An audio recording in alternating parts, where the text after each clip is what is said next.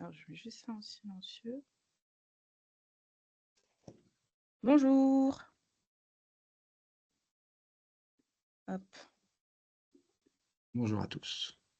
On va laisser les gens arriver pendant 2-3 petites minutes, histoire de. Pensez à bien désactiver vos micros pour pas déranger le webinaire. Hop là.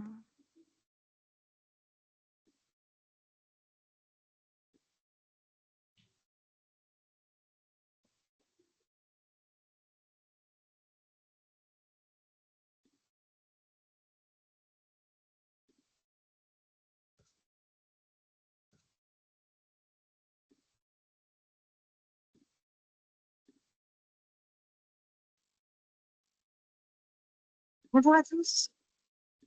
Bonjour.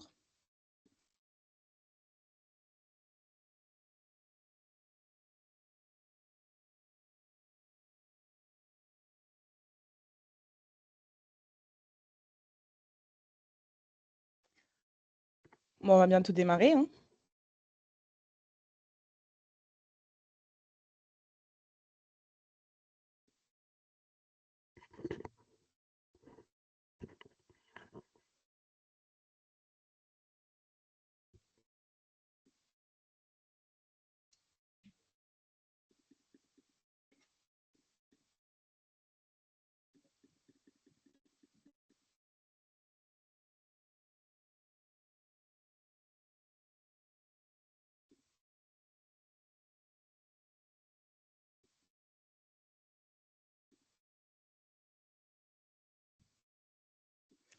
Bon, bah, je pense qu'on peut y aller. Alors, bonjour à tous. Pensez à bien désactiver vos micros pour éviter de déranger les intervenants pendant ce webinaire ou même si quelqu'un prend la parole. Et à lever la main si vous voulez poser une question. De toute façon, il y aura un temps d'échange à la fin. Donc aujourd'hui, on se retrouve pour un retour d'expérience pour sensibiliser différents types de publics à l'IA. On a 3 intervenants qui ont bossé auprès de 3 personnes différentes, dont des publics pardon, différents. On a Jérémy Daume, du coup, qui va nous parler de l'outil Comparia et qui a travaillé, du coup, auprès des médiateurs numériques, si je ne me trompe pas. C'est ça. On a Quentin Pignon qui, lui, a bossé avec notamment les personnes assez jeunes, des lycéens, etc. Et Perrine Bigonville qui, du coup, a pu participer à l'animation Café IA et qui a travaillé auprès de personnes en insertion professionnelle. Donc, chaque intervenant va profiter de peut-être 1 ou 2 minutes pour pouvoir se présenter auprès de vous et puis on va démarrer ensuite directement par Perrine. Donc je vous laisse la parole pour vous présenter dans un premier temps et ensuite Perrine, tu pourras enchaîner sur ton retour d'expérience. Bon, alors je vais me présenter assez succinctement. Donc, Perrine Bigonville, aujourd'hui, je suis chargée de projet formation pour le réseau Grain. Donc, le réseau Grain est un réseau, comme son nom l'indique, de structures de l'IAE, donc d'insertion par l'activité économique, et de structures de l'ESS, hein, donc économie sociale et solidaire. Par ailleurs, le réseau Grain est porteur du hub NUMI. Donc, les questions d'inclusion numérique sont au programme aussi pour le réseau Grain et notamment pour moi, puisque je suis chargée des formations complémentaires des conseillers numériques en ingénierie, mais aussi quelquefois en animation.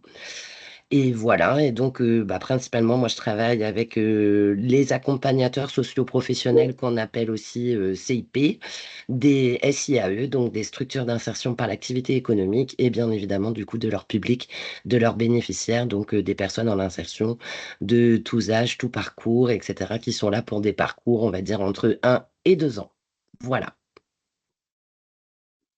Super. Jérémy, vas-y, je t'en prie, Oui, présente-toi. bonjour à tous. Je prends la suite pour la présentation. Moi, je suis Jérémy Daume. Je suis conseiller numérique depuis 3 ans pour l'agglomération du Pays de l'Or.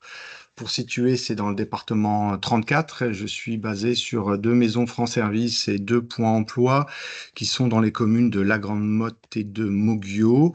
Pour situer sur la carte proche de la métropole de Montpellier. Et je ne vais pas plus me présenter, sinon je vais vite commencer à parler d'IA et je prendrai un peu de temps de parole sur mes collègues. Je laisse la parole pour la présentation à Quentin. Merci Jérémy. Quentin, c'est à toi. Oui, ouais, bonjour. Donc, Quentin Pignon, moi je travaille à Rennes pour la métropole de Rennes, conseiller numérique sur les usages des citoyens. Donc, et parfois un peu pour les agents, on a des conseillers numériques en interne et en externe. Donc, c'est les usages du quotidien, les usages professionnels et voilà, l'IA générative est arrivée et fait partie des usages. Et donc, on a mis en place pas mal de choses à ce niveau-là. Super.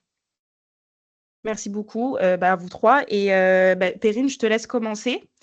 Tu as à peu près une dizaine de minutes, pour nous montrer, pour nous parler, pardon, de ton retour d'expérience. OK. Alors, déjà, je vais ajouter quelque chose. Je me suis pas du tout située géographiquement. Merci. Le Réseau Grain est en Normandie, voilà, et nous sommes basés, à Rouen et à Caen. Donc voilà pour la situation géographique. Ensuite, pour poser un petit peu le contexte, sur, mon approche, on va dire, et mon expérience, au sujet de l'IA. En fait, j'ai dans le cadre d'un projet, j'ai pu travailler sur, un référentiel de compétences et des usages du numérique pour, des personnes en insertion et donc il y avait les compétences et les usages, on va dire, un petit peu classiques et le choix a été fait d'intégrer dans ce référentiel, du moins une sensibilisation aux usages, de l'IA, quoi. Une petite sensibilisation. Donc, j'ai réfléchi en fait à ces compétences avec, les accompagnateurs socioprofessionnels pour un petit peu, débroussailler les choses et voir un petit peu qu'est-ce qui serait intéressant de proposer justement, aux personnes en insertion, sur l'IA. Donc, très rapidement est venu, Café IA et notamment les aspects ludopédagogiques, qu'on pouvait mettre en œuvre, dans les cafés IA. Donc, le jeu Aïe aïe aïe aïe, c'est un petit aïe aïe aïe, j'arriverai jamais à le prononcer, pardon. C'est un petit peu imposé, parce que je trouvais le format assez intéressant. Moi, je l'ai fait un petit peu durer, hein, je le fais durer en général, 2 heures et demie, 3 heures, puisque, j'intègre, puisque c'est un café IA, hein, j'intègre un petit café, petit déjeuner pour mettre en route, un peu les choses. Et du coup, là, alors moi, j'ai pris le parti de prendre le jeu Aïe aïe aïe et de proposer une adaptation. Parce que dans le jeu Aïe aïe aïe, ce qui se passe, c'est que, il est très bien fait, hein. Il y a plein de choses, à découvrir. On peut, découvrir un petit peu la chronologie, de l'IA. On peut, se familiariser avec la notion de deepfake. On peut se familiariser, avec la notion de captcha, d'algorithme, et cetera. Mais, disons qu'on reste, j'ai envie de dire, sur de la théorie. Et l'idée a été de rajouter un petit peu de pratique, puisque les bénéficiaires, bon, ils aiment bien en entendre parler, mais ils aiment bien aussi avoir un petit peu l'effet waouh, de la question de la pratique.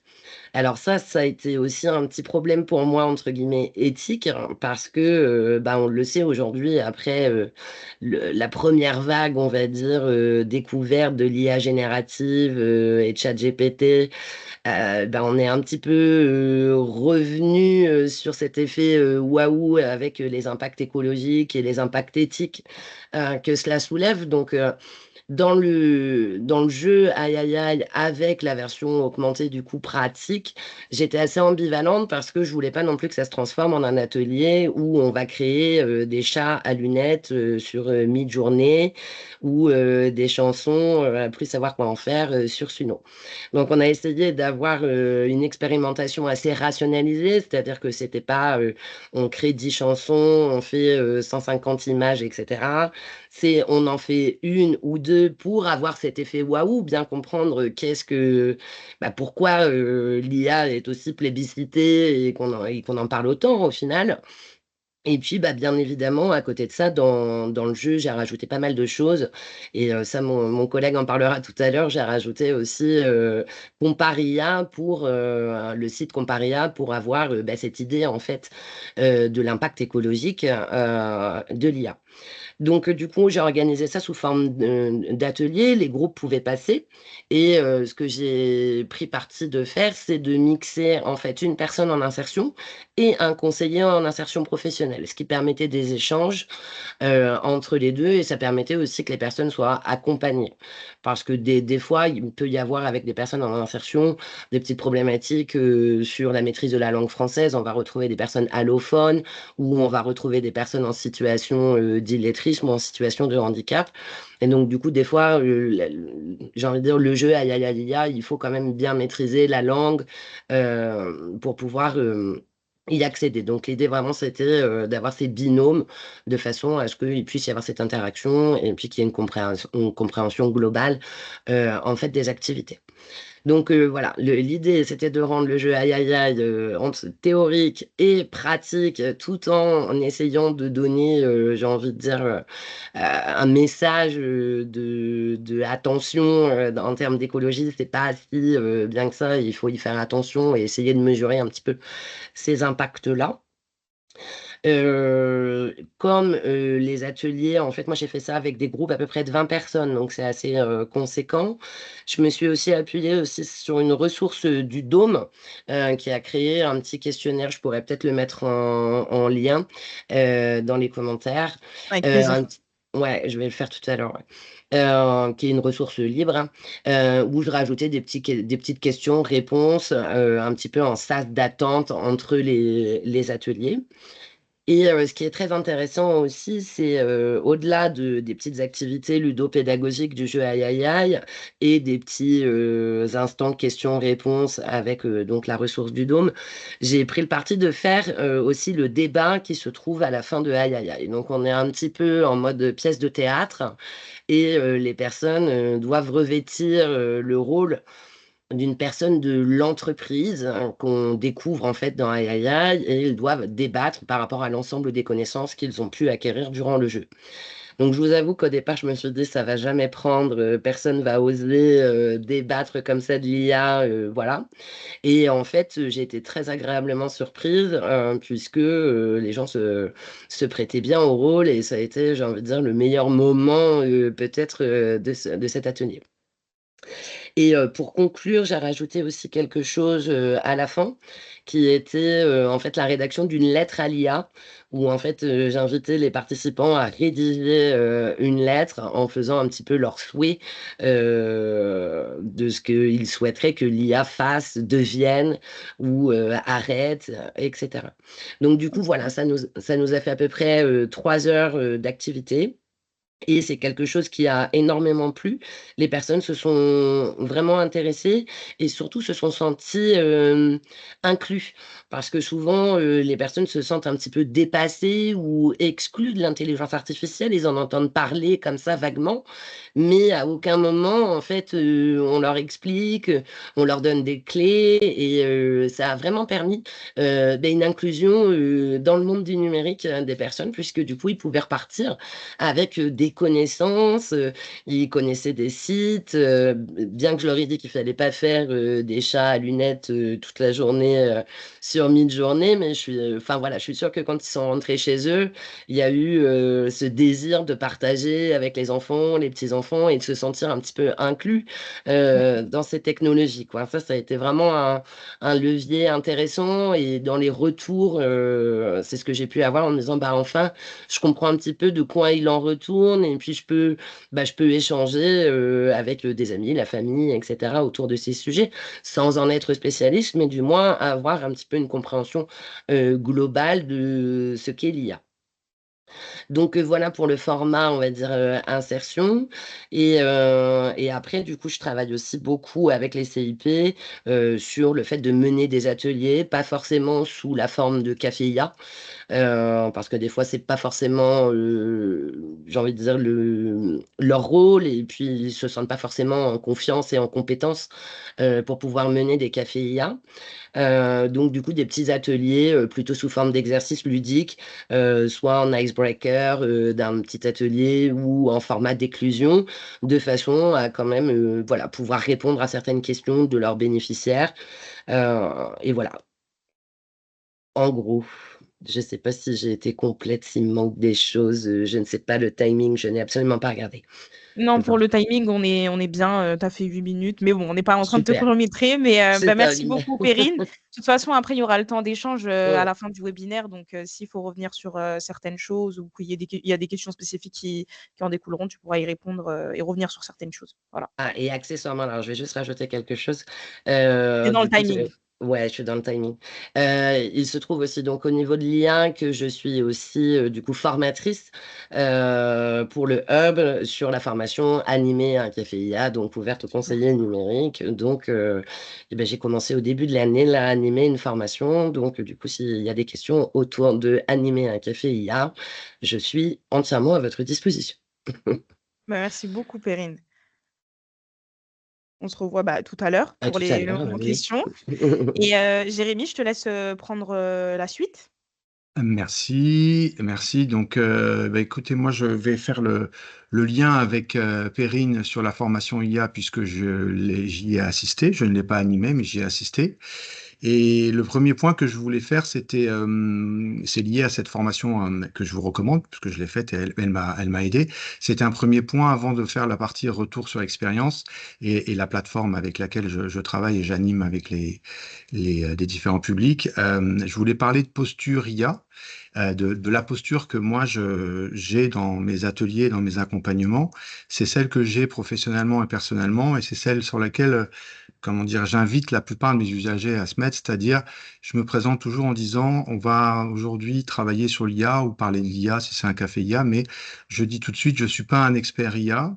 J'ai un peu envie de dire entre parenthèses qu'il est aujourd'hui, puisque l'IA existe dans nos vies personnelles et professionnelles que depuis 2022. Et moi, ça me permet aussi d'être, non pas à l'aise pour ma part, moi, j'ai suffisamment de bouteilles pour être à l'aise avec plein de sujets, mais mettre à l'aise les usagers qui sont en face et sur un sujet qui fait beaucoup parler en ce moment. Donc, je suis en veille sur l'IA depuis 2022. J'ai été formé, et ça c'est pour le métier de médiateur, sur animer un café IA, et c'est vraiment bien parce qu'on est plus droit dans ses bottes quand on va faire ça. Il y a plein d'idées de pédagogie, donc c'est super. Mais c'est vraiment la posture que j'ai, et j'ai mis 2 ans avant de l'utiliser à titre professionnel dans mes comptes rendus, etc. Donc c'est un peu cette posture-là sur laquelle j'emmène un petit peu les usagers. J'ai à peu près tous les publics, parce que c'est la thématique du jour, de différents publics. J'ai quasiment tous les publics dans mes accompagnements, mes ateliers collectifs depuis 3 ans que je travaille comme conseiller numérique. Je suis formateur de formation avec adultes. À part peut-être les jeunes publics de moins de 25 ans que j'ai moins souvent par rapport aux partenariats qu'on a. Mais voilà, j'ai particulièrement des professionnels, micro-entreprises, demandeurs d'emploi, porteurs de projets, et puis également du grand public hein, en fragilité avec le numérique, bien sûr, parce que c'est le cœur de notre mission de conseiller numérique.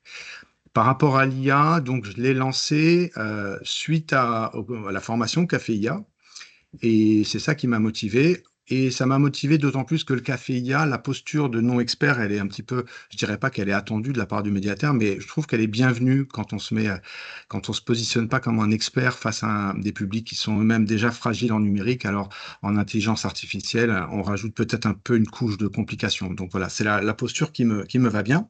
C'était le premier point. Sur le retour d'expérience spécifiquement, que j'ai mis en place et que je continue à mettre en place, parce que j'en ai fait quelques-uns des ateliers et des cafés IA, et là, ça va continuer. Ils vont être un peu plus nombreux avec ces publics demandeurs d'emploi, grand public et professionnels. Bien sûr, les professionnels, c'est ceux qui en attendent le plus, peut-être, étant dans le feu de l'action. Ou de demande d'emploi ou de création d'entreprise, ils attendent beaucoup de choses de l'IA. Le retour d'expérience que je voulais partager aujourd'hui, c'est à la sortie de la formation Café IA, j'ai découvert, ou c'était suite à un NEC pour être précis, celui de Chambéry, j'ai découvert Comparia, qu'on va mettre dans les commentaires. La plateforme Comparia, pour ceux qui la connaissent pas, en fait, c'est une plateforme qui est portée par le ministère de la Culture et que je vous invite à découvrir et à utiliser pour vous et pour vos ateliers, vos accompagnements, que ce soit en individuel ou en collectif, parce que elle est vraiment, elle va faciliter un petit peu le travail, je trouve, de médiation. le travail d'information un peu grand public et de sensibilisation sur l'intelligence artificielle, parce que Comparia, en fait, c'est une plateforme qui va permettre comment dire, d'avoir un champ très simplifié, ouvert à tous, bien sûr sans création de compte et totalement anonyme, et qui va permettre en fait d'enregistrer des prompts, des questions qu'on va poser à l'intelligence artificielle. Et en fait, Comparia, avec l'organisme, le ministère de la Culture et des partenaires publics et privés, il référence plus de 25 modèles de LLM, d'intelligence artificielle, donc quasiment tous ceux qu'on connaît en tout cas dans le grand public. Et on va poser une question, une question qui nous taraude, une question si on est un professionnel, on a une idée de aide-moi pour rédiger un programme de formation comme ceci. Si on est peut-être dans le cadre d'un emploi, est-ce que tu peux m'aider à mieux rédiger ma lettre de motivation pour ce paragraphe? Bref, tout ce qu'on peut imaginer comme prompt. On est sur du génératif de texte, pas du génératif d'image. Et en fait, on va poser une question. Je vais vous expliquer comment on anime ça après, mais pour l'outil, si vous ne le connaissez pas, et on va avoir deux réponses d'un modèle A et d'un modèle B, entre guillemets à l'aveugle, sans connaître le modèle de langage qui est utilisé. Et du coup, on va avoir une première réponse, une génération de texte, et l'usager, de manière individuelle ou animée par nous, les conseils numériques, les médiateurs, ou dans un groupe, va voir les réponses qui sont apportées, A et B, va voter en quelque sorte, ça s'appelle un vote, mais moi je préfère dire faire un retour un peu de son expérience en disant je préfère le modèle A ou préfère le modèle B. À ce stade, on ne connaît pas encore est-ce que c'est OpenAI derrière ou Meta, Llama ou Mistral, on ne connaît pas encore le nom. Et on va dire je préfère la réponse A ou je préfère la réponse B. Et en fonction de ça, on va révéler, une fois qu'on a voté pour le A ou le B, on va révéler quel est le modèle d'IA qui est derrière. Et donc, il les référence quasiment tous, y compris des modèles payants. Et ce qui est super intéressant, c'est en fait l'accroche de Comparia, et qui est un petit peu la mienne dans mon rôle de médiateur, c'est ne faites pas confiance à une seule réponse d'IA, sous-entendu souvent encore ChatGPT ou Deep Search ou autre, et comparez avant d'utiliser, comprenez un peu ce qu'il y a derrière une requête à un modèle d'intelligence artificielle, puisqu'en fait la plateforme Comparia, en plus de comparer et de faire comparer l'usager. C'est vraiment un outil presque de prévention à l'usage, on va dire, vertueux, si on pouvait dire, ou en tout cas en utilisant son cerveau et dans le bon sens du terme de l'IA. Il va nous révéler les noms, donc on va regarder quelles entreprises il y a derrière. On va se sensibiliser un peu sur la souveraineté de ces outils numériques. La souveraineté numérique, on n'en a jamais autant parlé qu'en ce moment, donc bien sûr, il faut en parler avec l'IA. Et on va voir également la consommation en CO2 et en énergie que chacun des deux modèles, le A ou le B, et puis là on a le nom, va utiliser. Donc c'est vraiment une sensibilisation à pas mal de choses en une fois, et c'est un outil qui est très facile non seulement à utiliser, mais les outils faciles à utiliser ne sont pas toujours les meilleurs, mais là c'est porté par vraiment des chercheurs qui ont fait quelque chose d'utile. Donc, que ce soit un médiateur qui n'a jamais utilisé l'IA, qui ne se sent pas à l'aise d'utiliser un outil un peu technique sans savoir trop où il va, que ce soit des usagers très novices ou des plus experts. La dernière fois, j'ai fait l'atelier dans un mini-NEC, une étape numérique sur le département de l'Hérault. Et dans la salle, il y avait des gens novices, mais il y avait également des médiateurs, des formateurs qui étaient très pointus. Et en faisant tester cette plateforme, ça peut permettre de répondre à des questions un peu techniques ou de se poser les bonnes questions avec l'IA. Concrètement, dans le cadre d'un café IA qui doit durer 1 heure, je recommande d'utiliser Comparia, et après chacun des médiateurs, des formateurs ou des conseillers numériques sera à même d'organiser son café IA. Je l'appelle comparaton, pour faire un mot un peu accroche en communication, on va dire, et le ministère de la Culture ne m'en voudra pas d'utiliser ce nom, je pense. Comparaton qui vient de Comparia sur le mode marathon. On va le faire avec une équipe de plusieurs personnes. Moi, je l'ai fait la dernière fois avec 10. C'était des formateurs et des médiateurs. Soit on les met en individuel si chacun a un ordinateur, soit on fait des groupes si on a un ordinateur pour plusieurs. C'est peut-être intéressant pour ceux qui vont en faire des comparatons et d'utiliser cet outil Comparia, de peut-être faire en sorte, si possible, d'avoir un public peut-être de même horizon si c'est possible, parce que si on met des professionnels avec des personnes très novices en IA, peut-être que ce sera un petit peu délicat. On peut le faire avec un public disparate, mais ce sera plus délicat à animer. Donc plutôt avec des publics qui viennent de mêmes horizons ou qui aient les mêmes objectifs. J'entends par là plutôt demandeurs d'emploi ou plutôt grand public ou plutôt professionnels, etc., ou plutôt médiateurs. Ce sera peut-être intéressant pour les débats. Et du coup, on fait une découverte de l'outil, puis chacun va noter sur un post-it ou pas de post-it directement dans l'outil Comparia, va noter la question, le prompt qu'il a envie de poser dans son domaine, personnel ou professionnel. Donc, la dernière fois avec les médiateurs, c'était OK, je pose la question sur Comparia, génère-moi un programme d'animation et de médiation adapté pour tel public, pour tel sujet, etc. Et il regardait la comparaison entre la réponse du modèle A, hop, j'arrête mon minuteur, je sais que je suis dans les 10 minutes, et du coup, il comparait et ça ouvrait surtout les débats. L'outil, il est très facile à mettre en place. C'est pas, à mon avis, une usine à gaz. On a plein d'outils ludopédagogiques, les conseils numériques, et on est super alimenté là-dessus. J'avais envie d'avoir un outil facile à mettre en œuvre et à répéter peut-être. Donc, Comparia, je l'ai trouvé très pratique. Concrètement, on l'anime. On peut inventer des jeux autour de ça, avec des post-it, avec des équipes. Le but, c'est d'ouvrir des débats en disant, tiens, tu as vu le modèle A par rapport au modèle B, tiens, il y en a un qui est plus précis, plus pointu, mais il génère plus de CO2, alors lequel on va utiliser. Tiens, j'ai posé une question pour aide-moi pour une formule d'Excel, là ce sera peut-être un public un peu plus averti, une formule pour me faire gagner du temps dans mon travail avec Excel. Tiens, il y en a un qui m'a proposé une méthode, l'autre il m'a proposé du code un peu complexe. Tiens, pourquoi l'un fait ça et pas l'autre? C'est se poser des bonnes questions, aller creuser quelles sont les entreprises derrière, regarder lesquels sont les plus frugaux, lesquels vont me convenir, lesquels vont être adaptés, etc. C'est toutes les questions qu'on doit se poser, à mon avis, à titre particulier ou professionnel.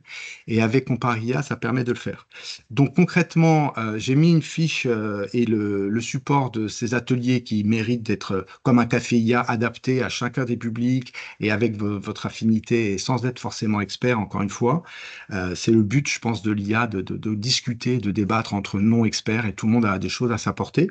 Et du coup, j'ai mis un programme qu'on a fait avec Antoine Combé, qui est également un conseiller numérique du 34, qu'on a appelé Comparaton et il y a un petit déroulé plus précis avec les objectifs pédagogiques et presque minute par minute, ou en tout cas 5 minutes par 5 minutes.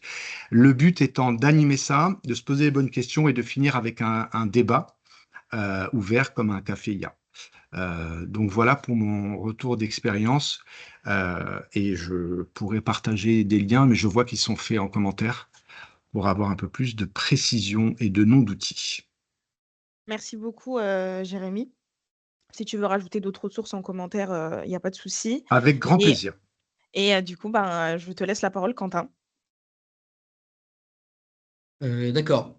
Merci beaucoup déjà pour tout ça. Effectivement, il y a plein d'outils très utiles qui ont déjà été cités. Alors, donc, nous, on est parti de l'idée, tout simplement, on est tombé dedans un peu par passion, comment dire, par passion pour les trucs un peu magiques. Donc on a eu l'effet waouh aussi.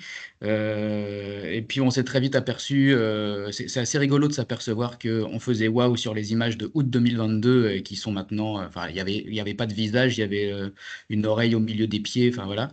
Et on était quand même déjà extrêmement impressionnés. Donc il y a cette vitesse-là. Et moi, dans mon travail, dans notre travail, on a le droit de proposer comme on est un peu avec du public qui est preneur des propositions, bah, j'ai fait, allez, on va faire ça. Et puis tout d'un coup, c'est arrivé dans le travail et c'est devenu quelque chose de très important à faire. Donc on s'est penché plus sérieusement à plusieurs sur le fait de faire un atelier. Donc déjà, on a fait un atelier de base, mais ce que je veux dire, c'est que on l'a fait avec nos petits pieds, quoi. On a fait avec Internet, on a fouillé ce qu'on pouvait, on se baladait sur les forums. Petit à petit, j'ai vu, je me suis souvenu là à l'instant que j'ai fait un MOOC qui s'appelle Elements of AI. Et il y a quelque chose aussi qu'on oublie de dire d'ailleurs, c'est que c'est ce qui est très vite remonté, c'est il y a l'IA générative qui banalise le terme d'IA, alors qu'on a déjà de l'IA partout. Ce qui fait que je me suis aussi un peu remis à insister sur les histoires d'algorithmes de recommandation, de suggestions de recherche, etc. Parce que toutes ces histoires on a un peu un terme fourre-tout qui dit oui, c'est basé sur ce qu'on a fait avant les suggestions, sauf que c'est pas du tout que basé sur ça. Déjà, c'est basé sur ce que tous les autres font aussi. Et il y a aussi une logique commerciale de ça. La suggestion de recherche, le mot d'après, vous est suggéré aussi pour commercialement qu'est-ce qui est en train de se vendre. Et voilà. Il y a tout un tas de choses. Donc, on revient un petit peu sur ce que c'est que l'IA et qu'il y en a déjà partout, ne serait-ce que mon floutage d'arrière-plan, c'est de l'IA. Moi, je viens de l'audiovisuel et je m'étais très longtemps avant dans les ateliers à expliquer aux jeunes notamment c'est quoi un fond vert et que vous pouvez pas expliquer, vous pouvez pas dire à un ordinateur enlève l'arbre. Il sait pas ce que c'est un arbre, il voit des pixels et des coordonnées. Bon, le travail devient plus compliqué maintenant que les ordinateurs savent reconnaître un arbre. Donc on arrive à des complexités on est obligé de repasser par le début, comment il reconnaît un arbre, etc. Donc on s'est intéressé à toutes ces choses pour avoir un atelier de 2 heures qui fait globalement l'histoire, le fonctionnement un peu de base, que ce sont des modèles de langue, les IA génératives sont des modèles de langage probabiliste, etc. Et on fait un peu de prise en main. Et en fait, c'est sur ça, je trouve, c'est sur ça que, comme nous, on avait fait nos ateliers un peu sur le tas comme ça, on a conçu aussi des ateliers où on va mettre les usagers, le public dans cette situation-là. Alors, et donc, du coup, des ateliers pratiques. Le problème, c'est un peu comme, je ne sais pas si vous avez lu les Bidochons, j'ai revu dernièrement, les Bidochons qui découvrent Internet. Vous avez Raymond Bidochon qui devant son ordinateur, et puis en fait, il ne sait pas quoi chercher devant Internet. Et donc, il tape recherche d'ailleurs, et il a 11 millions de résultats. Et ensuite, il se dit non, je vais taper trouver, et puis il a 1 milliard de résultats. C'est un peu ça aussi avec l'IA, c'est quand on dit alors allez-y tester, on ne sait pas quoi demander. Et donc, fournir un cadre, c'est pas mal. Donc, parce que si on dit, bon, faisons un dinosaure sur un skateboard, en général, on a cet effet waouh dont parlait Perrine. Alors que si on se met dans un cadre, moi j'ai fait ça plusieurs fois, vous allez faire par exemple une couverture de BD. Vous allez faire une couverture de livre, une jaquette de jeu vidéo. Donc vous inventez soit un personnage, vous allez avoir un personnage, un petit pitch à mettre derrière, à la quatrième de couverture, etc. Et puis un style visuel. Et donc dès qu'on commence à tester avec l'IA, alors, il y a un peu un côté, pour le coup, c'est pas très écolo, hein, parce qu'on fait beaucoup d'essais. Là, on s'aperçoit des limites en fait.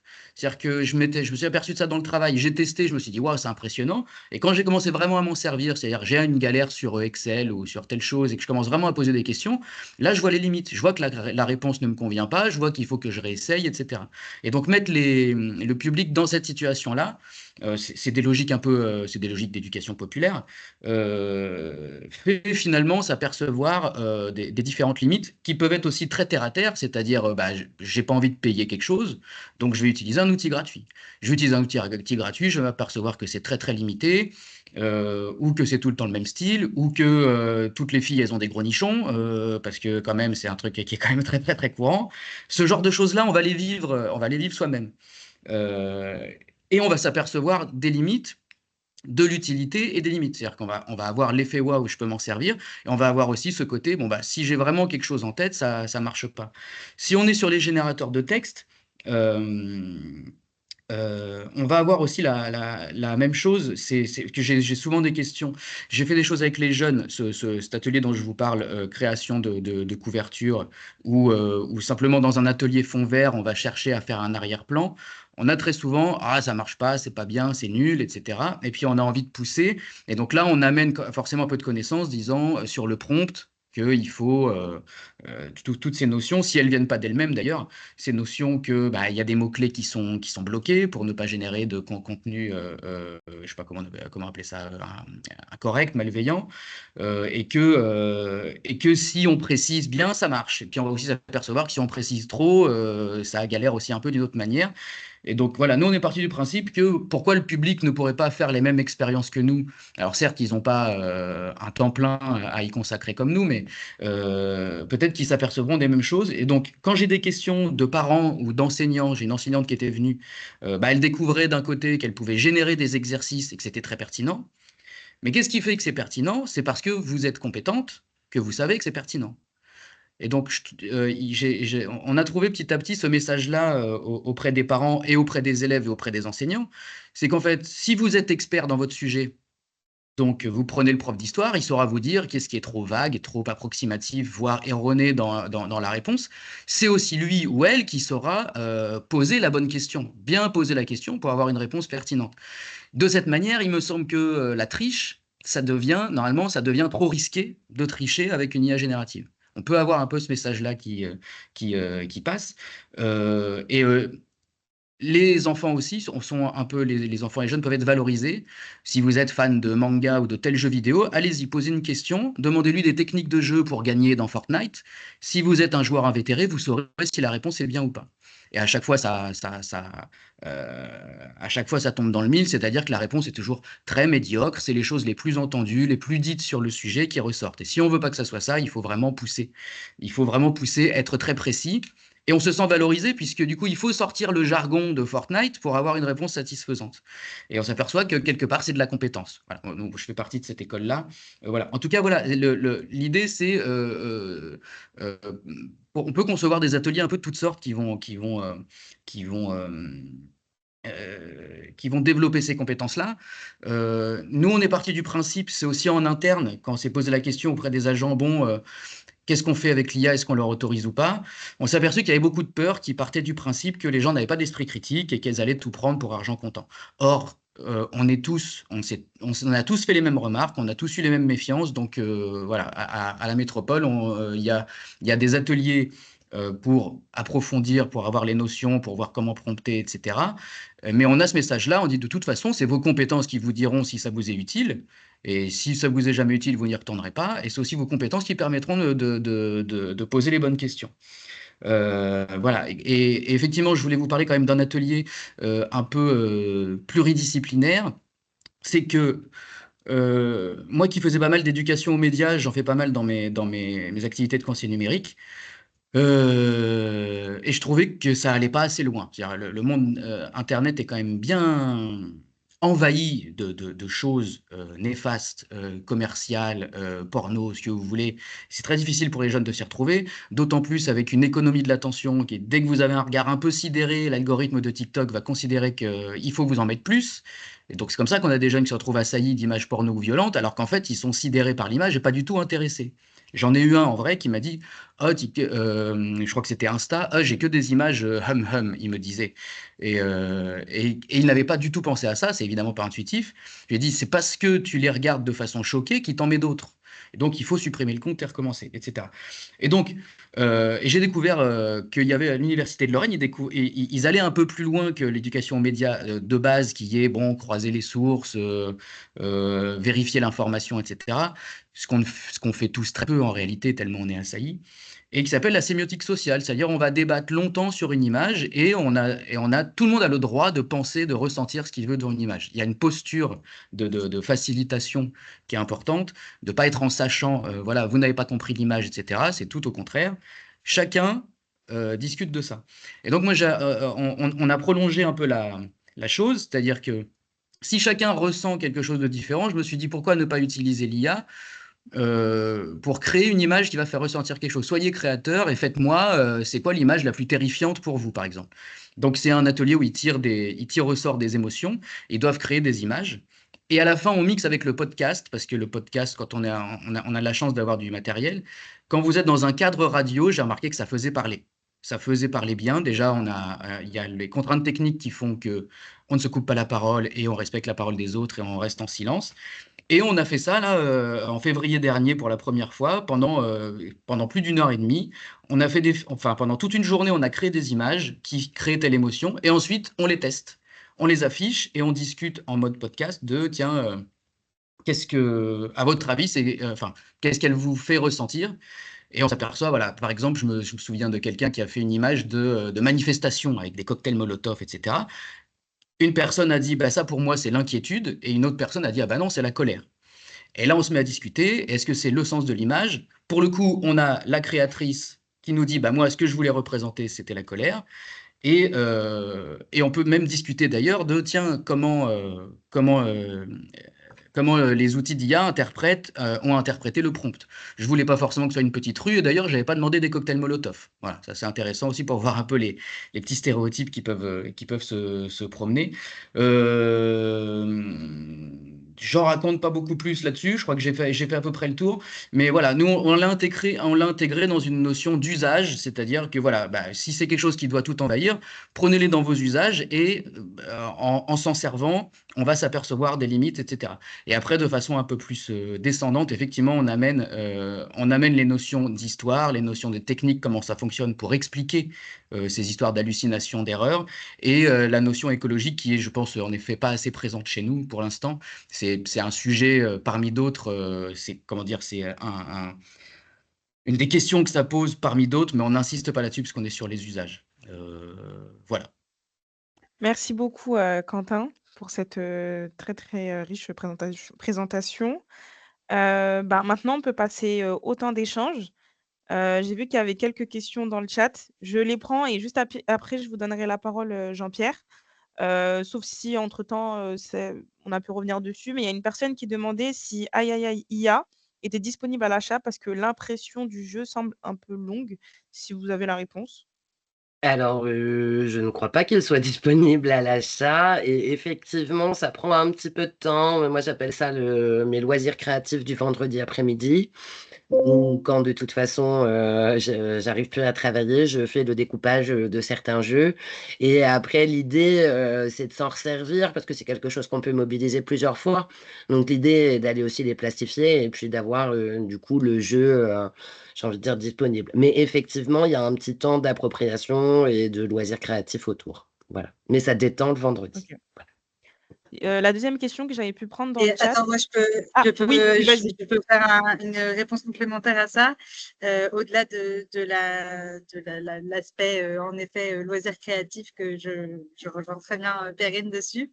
On est en train de réfléchir justement avec Erwan, qui fait partie de ceux qui ont construit le jeu, à comment vous le mettre à disposition, un peu dans le même cadre que la mallette cyber, pour que vous puissiez la commander, la recevoir chez vous.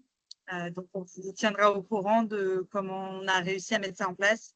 Mais ça devrait venir dans les prochains petits mois. Je ne vais pas me lancer sur des semaines, mais voilà, l'idée, c'est qu'on trouve une solution pour que vous puissiez la commander en ligne. Donc, du coup, on vous dira. On vous tiendra au courant de tout ça. Merci beaucoup, Ondine. La deuxième question que j'ai pu relever, parce que je crois qu'il y en a une, en fait, c'était pas une question, que c'était plutôt un commentaire par rapport à ce que Perrine avait dit. Donc l'autre question, c'est comment accompagnez-vous les personnes les plus fragiles autour de l'IA? Vu que vous avez eu différents publics, peut-être que vous avez relevé des choses, spécifiques aux personnes qui étaient, les plus fragiles, quoi. Chacun d'entre vous peut répondre, hein. Ouais, je veux bien répondre, je serai rapide. Sur Comparia, je m'étais noté en note pour être un peu plus opérationnel pour ceux qui vont le faire. Caféia, un Caféia, on peut le faire sans outils numériques et faire juste un débat, dont le jeu, aïe aïe aïe, etc.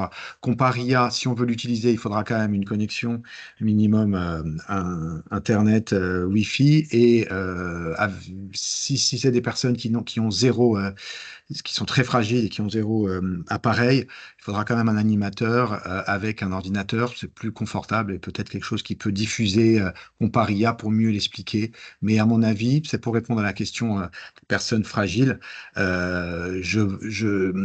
ce serait intéressant à mon avis.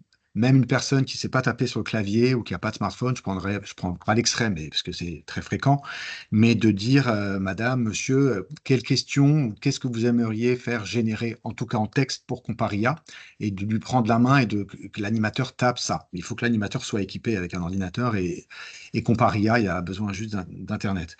Donc ça me paraît simplifié. Je crois qu'on peut faire pas mal de choses sur l'IA sans appareil et sans toucher à un matériel, je pense que c'est pas mal quand même de faire un tout petit peu tester euh, à Comparia ou autre outil pour que les gens se sentent dans le même bateau. Il faut pas qu'il y ait les sachants, comme l'a dit Quentin. Perrine, on était sur le même posture, je pense. Il faut pas que sur l'IA, il y ait les sachants et qu'il y ait les non-sachants. Donc notre rôle, c'est de prendre la main entre les deux et de faire le lien. Et c'est hyper important parce que le fossé, il est en train de se creuser, il est déjà important. Donc pour les personnes en fragilité du numérique, moi je pense que il y en a peu qui vont poser la question, mais je me rends compte que pas tant. Il y a des gens vraiment fragiles en numérique qui peuvent dire, est-ce que l'IA, moi qui suis fragile en pratique numérique, va pas m'aider? Parce que par exemple, je sais très mal utiliser un clavier et du coup, je fais du vocal, ça va retranscrire, modifier, améliorer peut-être avec de l'IA. Donc voilà. Donc je pense que c'est l'IA, elle peut intéresser tout le monde. Il faut juste prendre la main pour utiliser un outil simplifié et pas dire tout bêtement, mais regarde, ChatGPT, c'est super, c'est extraordinaire, ça, il faut arrêter avec ça. Je suis pas du tout un anti-ChatGPT, mais on a passé 2 ans à faire ça, donc maintenant, il faut arrêter. Il y a la même problématique avec les petits chats mignons, effectivement, comme disait Perrine, avec nos amis des studios Ghibli, et il faut faire autre chose que ça. Il faut vraiment utiliser son cerveau, prendre la main, et ça peut bien se passer. Et puis, la découverte et le waouh, et les gens qui sont très fragiles en numérique, ils ont envie d'avoir l'effet waouh aussi, donc il faut se mettre à côté d'eux. D'accord. Heu, pour essayer d'avancer Après, un petit peu, ah, enfin oui, Perrine, tu peux prendre la parole, mais ne ouais, serait-ce qu'une allez, minute, comme ça on peut passer sur les autres allez, questions. 30 secondes. Oui, oui. Effectivement, il y a besoin de cet effet waouh, des fois pour les publics peut-être un peu plus en difficulté, pour qu'ils puissent un petit peu avoir cette approche globale, voilà. Mais je crois que c'est surtout un enjeu de réassurance. Puisque quand les questions arrivent autour de l'IA, c'est quand même des questions où ils sont inquiets. Enfin voilà, tout est négatif, etc. Donc il y a aussi montrer les aspects positifs de l'IA, parce que très souvent c'est sous l'angle du négatif, de voilà. On va tous être licenciés, on va tous se faire pirater les comptes, etc. Enfin, il y a un côté assez hallucinant des fois. Donc, il y a un côté aussi réassurer les personnes sur l'intelligence artificielle. Voilà, je rajoute juste ça. Merci beaucoup, Perrine. Jean-Pierre avait levé la main tout à l'heure, je ne sais pas si c'est toujours d'actualité? Jean-Pierre Tourneret. Oui, oui, c'était pas tellement fan par rapport à l'IA, je sors un peu du sujet. C'est une remarque qu'a fait Quentin par rapport, quand tu disais que plus tu regardes des images qui te choquent, plus on t'en renvoie. J'avais pas bien compris comment il pouvait y avoir un retour émotionnel par rapport comment est-ce qu'on traque le comportement? Est-ce que c'est, quand en fin de compte, en fonction du temps d'exposition à la séquence, si on coupe tout de suite, parce que si on coupe tout de suite, c'est soit on est choqué, soit ça nous intéresse pas. Je sais pas comment, voilà, j'avais, Mais personne ne sait, ouais. personne ne sait en fait. Mais effectivement, le temps d'exposition, sur TikTok notamment, on sait c'est une question qui peut prendre 2 heures, donc je fais très court. Mmh. Mais il n'y a pas que à quelle heure vous regardez, etc. Il y a effectivement le temps d'exposition si vous laissez la chose en boucle. Si vous avez le pouce sur l'écran, vous êtes en train de zapper ou pas en train de zapper, l'IA, on ne sait pas comment elle fait, mais des comportements de chacun, elle a profilé quelque chose. Et donc, soit elle confond, soit elle le fait sciemment. C'est ça la grande question. Ouais. Voilà. Le truc, c'est d'attraper l'attention. Est-ce qu'elle fait sciemment, tiens, en voilà un jeune sidéré, on va lui remettre, et puis comme ça, il va rester scotché, ou est-ce qu'elle ne fait pas attention? A priori, il n'y a aucune intention, hein. Mais on peut pas trop savoir. Mais ça, c'est la question du profilage. Quelles données, quelles données permettent de déduire qu'il faut? En tout cas, on sait que.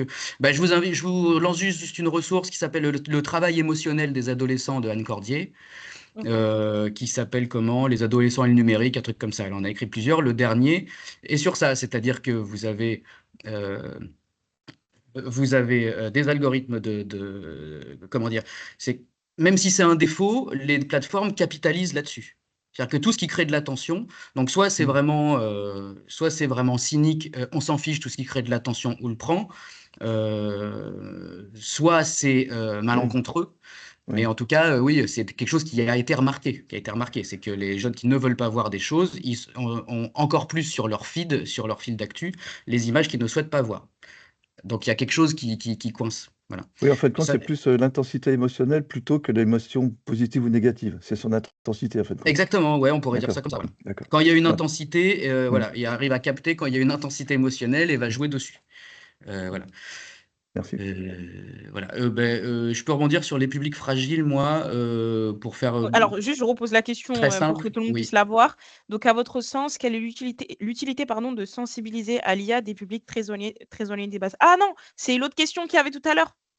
Non, mais elle est bien, celle-là, c'est pareil. Bon, après, elle rejoint un peu la même dynamique. Ok, on est d'accord. Alors, pour le coup, moi, je trouve que comment dire, toutes les limites, toutes les questions démocratiques, écologiques que ça pose, je trouve que c'est des choses qui sont très compliquées pour des gens éloignés du numérique. Et pour le coup, j'ai plutôt tendance à dire essayez. Enfin, l'IA générative, c'est quand on me dit l'informatique, j'y connais rien. Alors l'IA, ça va être encore plus compliqué. Ben, il y a plein de gens qui s'aperçoivent pas que en fait c'est l'inverse. Et donc justement, moi je le présente comme un assistant. C'est voilà, très souvent vous avez un PC, donc vous avez un copilot qui est déjà là, vous n'avez pas besoin de vous inscrire. Je leur dis essayez, posez la question. Quand vous savez pas faire un truc sur Internet ou pas comment utiliser un logiciel, posez la question. Alors effectivement, je suis en train de travailler à mon propre licenciement quand je fais ça, mais voilà, moi je le présente plutôt comme quelque chose, ça vaut le coup de tenter. Et encore une fois, avec cette logique de si la réponse est nulle, vous le saurez. Voilà, si elle vous plaît pas, vous saurez, il n'y a pas besoin de. Mais ça vaut le coup de tenter, notamment pour les questions assez récurrentes. Je sais pas arranger mes photos, je sais pas faire ceci avec mes mails. Je dis ça, c'est exactement des questions pour lesquelles l'IA va pouvoir vous servir à quelque chose.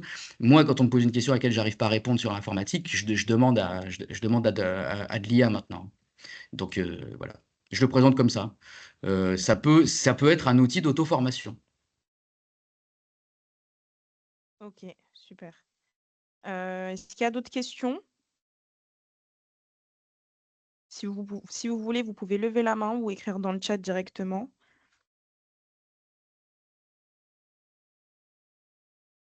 Moi, j'ai une question pour toi, Perrine. Alors, Vu oui. que tu as travaillé avec les personnes en insertion professionnelle, est-ce que tu as remarqué je sais pas, des résistances particulières de ces personnes à l'IA? Ah oui, oui.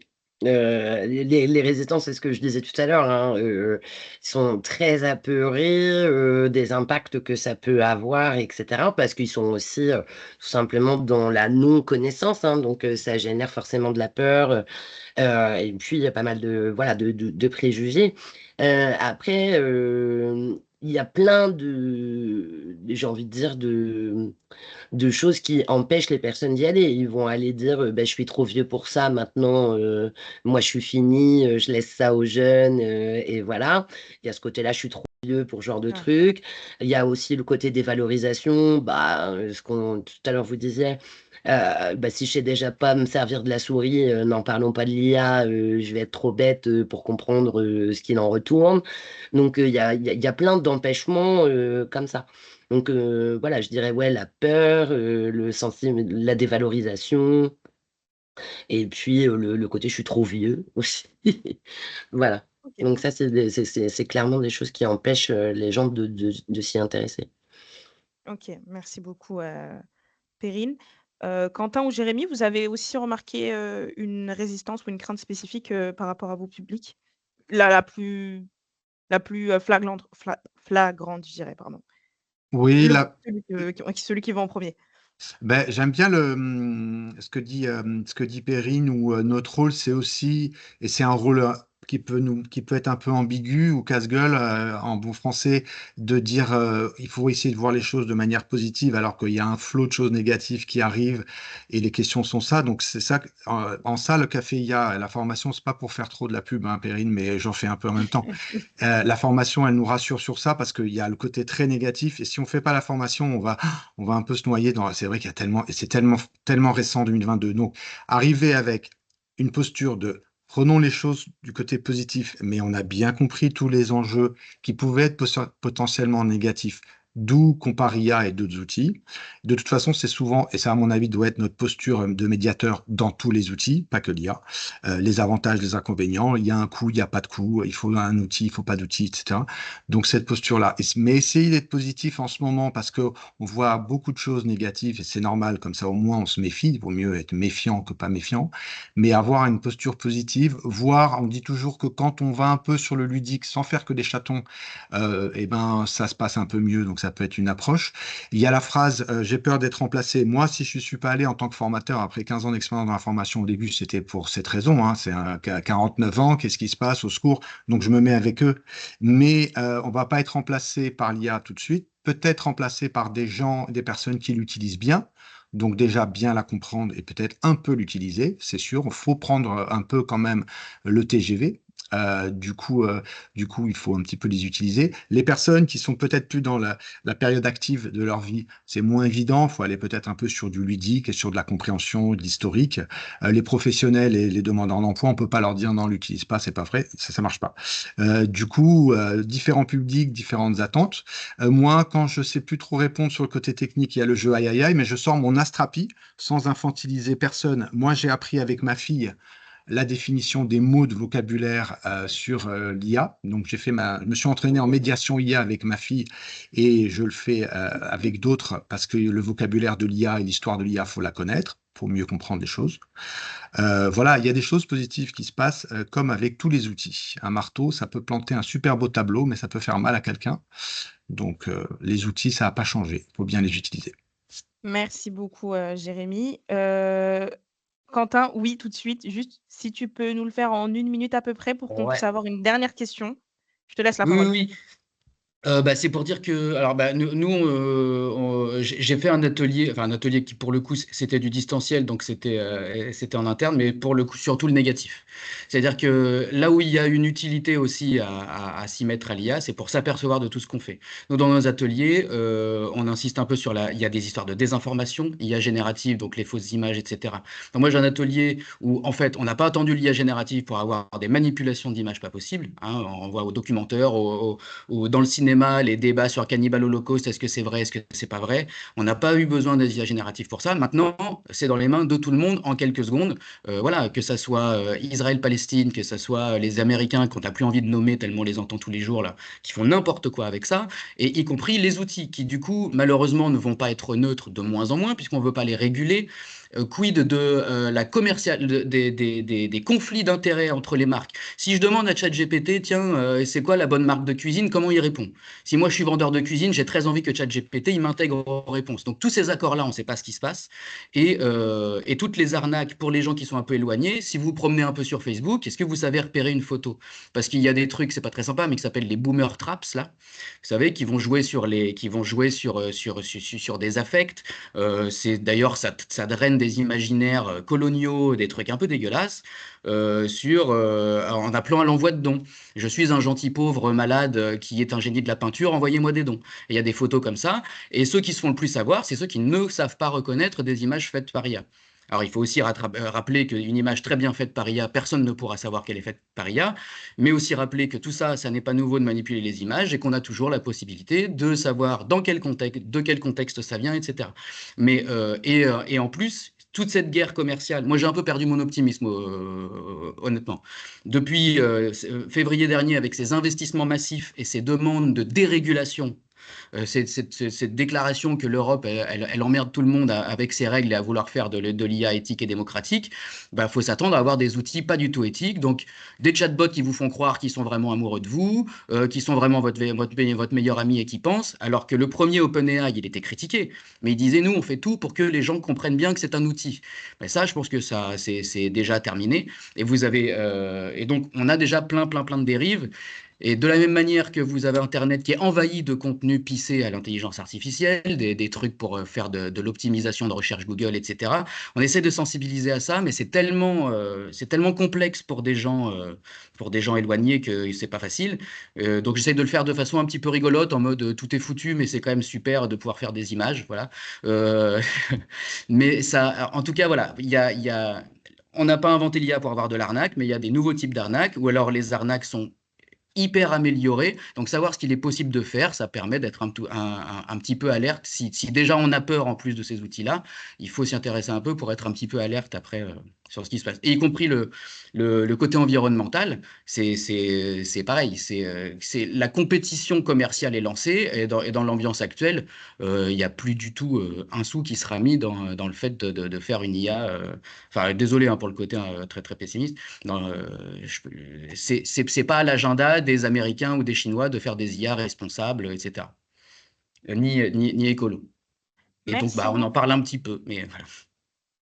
Merci beaucoup.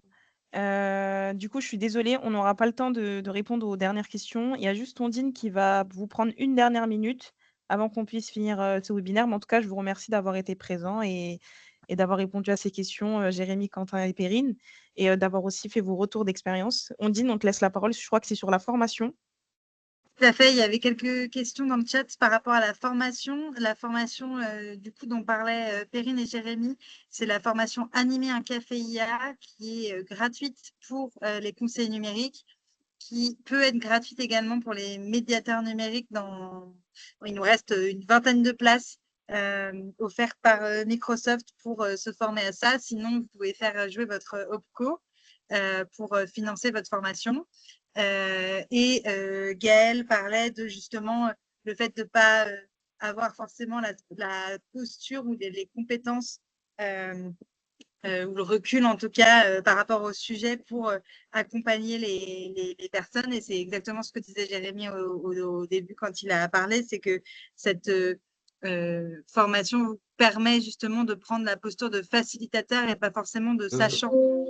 Et donc, du coup, ça permet de démarrer les échanges et vous n'avez pas forcément besoin d'être expert en intelligence artificielle pour lancer le débat, donner quelques clés de lecture, etc. Donc, voilà. J'allais dire, n'hésitez pas à la faire, mais voilà, c'est une chouette formation. Et puis, ça vous donnera des clés aussi pour accompagner vos publics. Merci beaucoup. Merci beaucoup, Ondine. Merci encore, Jérémy, Quentin et Perrine, et à tous ceux qui étaient présents. On va clôturer ce webinaire et je vous souhaite une agréable fin de journée. Au revoir. Bonne Merci à fin de tous. Bye bye. journée. Merci. Au revoir. Au revoir. Merci, merci.